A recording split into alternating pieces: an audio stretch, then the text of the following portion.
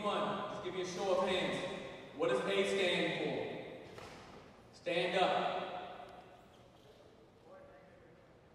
He said avoiding negative influences. That man right there, that's terrific. That's the answer I was looking for. If you want to be successful, A, avoid negative influences. Drugs, alcohol, bad people. Stay away from them. You won't make it if you spend too much time with those type of people or if you're involved with drugs or alcohol. No one makes it that way. B. Does anybody know what the B stands for? Stand up. Excellent. Believe it in yourself. Remember what we talked about before. Your parents can believe in you, your friends can believe in you, all of that's great. The bottom line, if you want to become successful, you must believe in you. You have to become your biggest cheerleader. You believe in you. All right, what about C? Anyone know what that one is? I'm going to be disappointed if no one knows what C means. Yes, stand up. Excellent answer. Life is choice-driven. Life is choice-driven. Make great choices. You can make 1,000 right choices. It only takes one wrong choice to ruin your life. I gave you guys my story when I was in high school about the guys I was in the car with and what happened. You guys should remember that. Life is choice-driven. And I'll leave you with one more. ABC success is D. Dream. Dream. And I don't think I would have ever become the player I've become and was able to accomplish some of the things I was able to accomplish without first dreaming that I wanted to do those things. So it's great to have dreams and then put your dream into reality by working at it every day. That's how you become successful.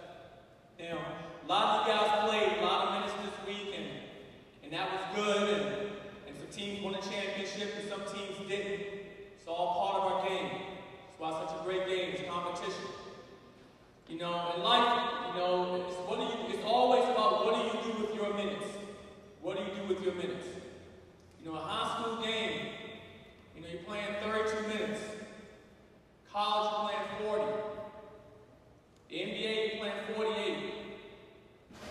You know, you have somewhere over 10,000 some odd minutes during the day. So you have this many minutes. It's like, what do you do with your minutes? You know, whether you play 1 minute or you play 40 minutes, what do? A practice is 2 hours.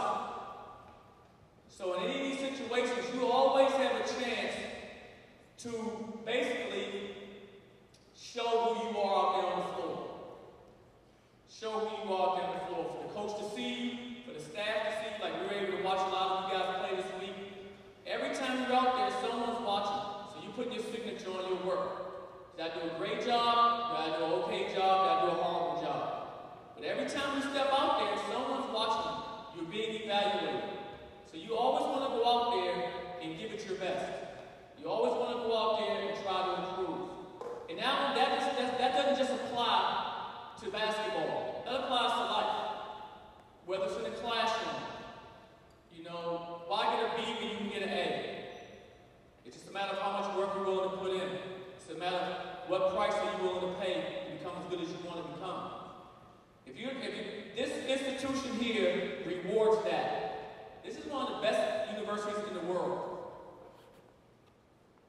And so to come to a place like this, you have to be willing to make the sacrifices necessary to be successful.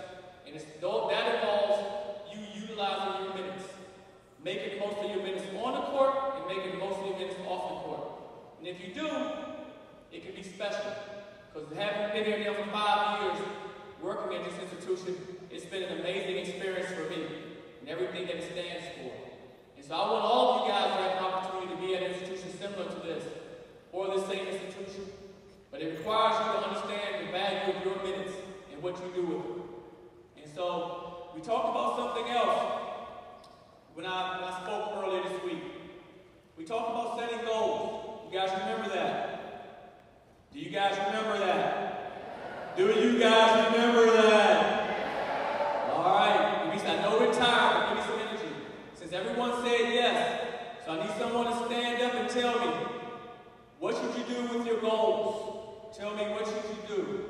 Stand up. Give me an answer. Right here. You said yes. I heard you yelling.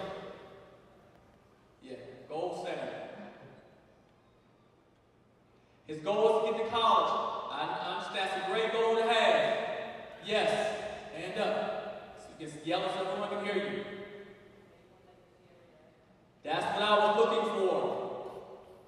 It's that setting your goals is one thing. Putting your goals somewhere where you can see them is something else.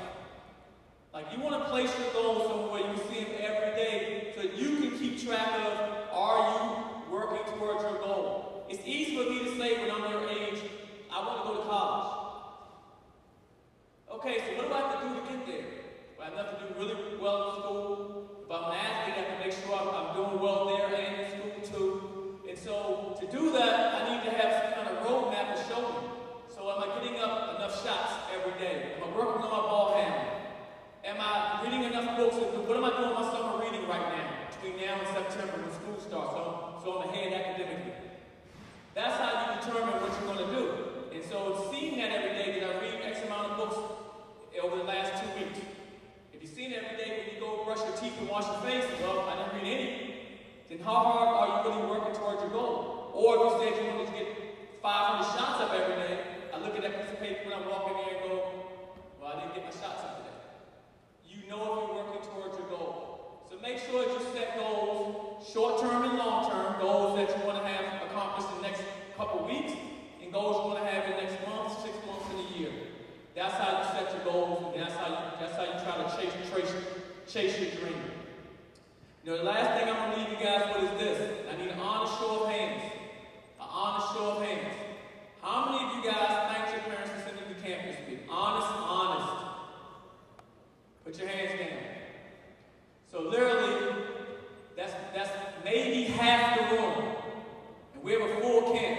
So half the room didn't thank their parents or guardian or whoever supported you for coming to the camp. That's unacceptable. Unacceptable. You know, to become a great player and a great person or anything you want to be, you have to have the willingness to be thankful for what everything has been given to you. Now, everyone here is very fortunate. I look around this room, I can look in your eyes and see and hear that you guys have them. You have people who love you and are willing to support you and help you. It's very important that you thank these people. Because a lot of young people would love to be in this position. Believe me, we could fill this building 20 times over with people that want to be here that can't be here. And so you're in a fortunate position to be able to come to this camp and thank your parents. But not only for sending you here, but for all the other things that they do for you along the way. And I can remember my story with my mom and my father and, you know, being sick and who's taking care of you? Up is your mom, bringing you some soup, some warm soup or some hot tea or whatever. You know, someone's taking care of you. You know, you get hurt, who's putting Band-Aids on you and making sure that you're okay. So thank your parents. Very, very important. And the thing I want to do lastly is thank you. I want to thank you for coming to our camp. We've loved working with you. You guys have been terrific. Like I said, we have had great coaching staff, but more importantly, your guys' attitudes have been terrific. You know, I think you guys have all gotten better, like I said, what happened this week. And I made you guys a promise. I said, hey, you will get a little better while you're here. But you will get a lot better between now and next season if you remember the drills that you were working on here. You remember what your coaches talked about on your evaluation sheet, and you go work on those things every day. You will get a lot better. This game is about repetition. So if you go home and take the things you just learned right now, you start applying these every day, and not just when you're in camp, you will become a lot better basketball player next season for your team. And so that's what you want to do. All of you guys, I'm going to ask you guys about getting better. Almost everybody raised their hand earlier this week. Everyone wants to improve. Well, it starts with what you learned in this camp and applying it when you go home. So again, I want to thank you guys for coming out. We really love having you. Look forward to following you guys